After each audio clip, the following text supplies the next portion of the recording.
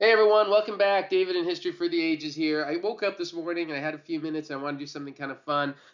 What is Purim, right? My daughter's getting ready to celebrate this and everything. And, a lot of people have heard of this holiday and they think it's like Jewish Halloween. Well, it's not Jewish Halloween. I'm going to kind of explain what it is.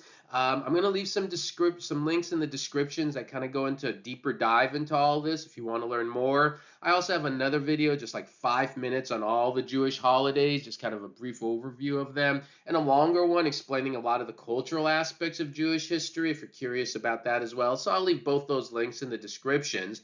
And please remember to like, leave comments, share this video with others. That's always great. And so let me kind of go through a couple things. What is Purim as a holiday, and then how people celebrate it. Those are the couple things I want to talk about in this short video. So, in terms of a holiday, it's celebrated usually, well, it's in the month of Adar, the Jewish month of Adar, which usually kind of falls around March. The Jewish holidays, the Jewish calendar is a lunar calendar, so the holidays kind of move around a little bit month to month.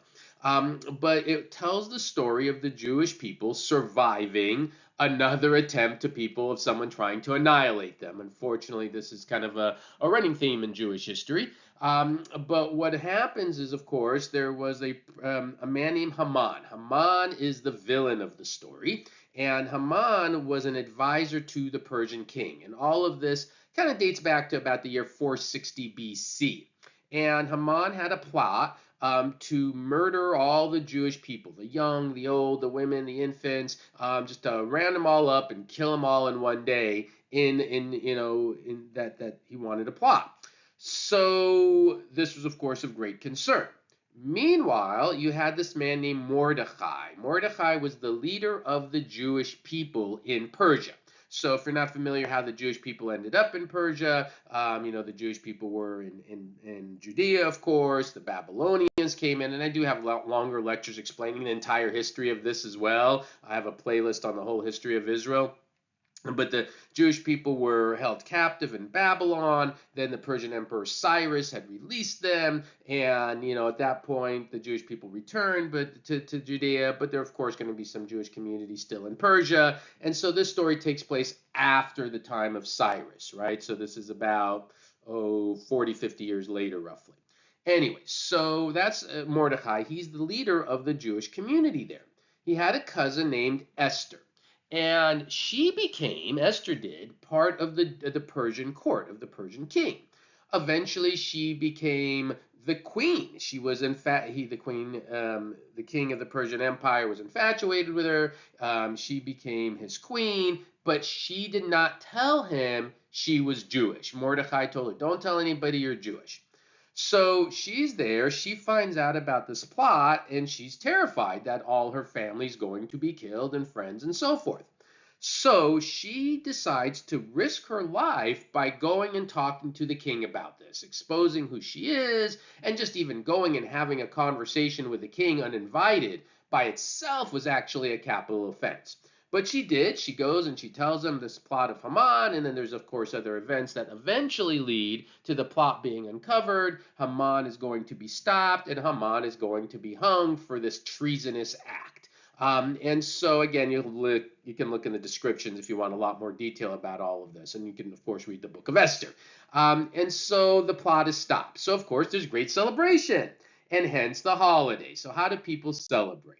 So, one of the things that happens is there's always the story told, and one of the kind of traditions is that families, especially kids, get together and you read the story of what happened and how Haman was stopped. And every time, the name Haman comes up in the story, there's groggers and the kids make boos and hisses, oh, boo, Haman, Haman, bad guy.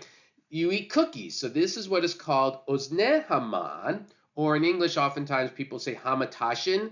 Hosne Haman literally translates in Hebrew to the ears of Haman. So there's actually some different disputes. Does it refer to the shape of his ears or a hat that Haman wore that was shaped that way? But you bake these cookies and you eat them. That's kind of one of the treats of Purim. They're really good. You could fill them with chocolate. That's my favorite. Poppy seed, jellies, all sorts of different things.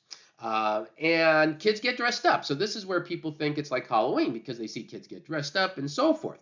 The reason, at least what I've read and interpreted, is people get dressed up as kind of a symbol. Like, Esther had to hide herself to protect the Jewish people, so the kids get dressed up.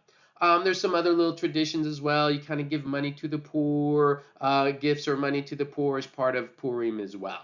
So there's a bit more, but that's essentially what the holiday is about. It's kind of a fun holiday. There's a lot of carnivals. People have fun with it, of course. And if you want to learn more about it, definitely you want to read the descriptions. And if you want to learn more about the various other Jewish holidays, real quickly, or Jewish culture, check out those videos I've made as well. All right, everyone. Thank you for watching that. I hope you found that interesting. Feel free to share with others. Everyone have happy Purim. All right, everyone. Have a great day. Thank you for watching.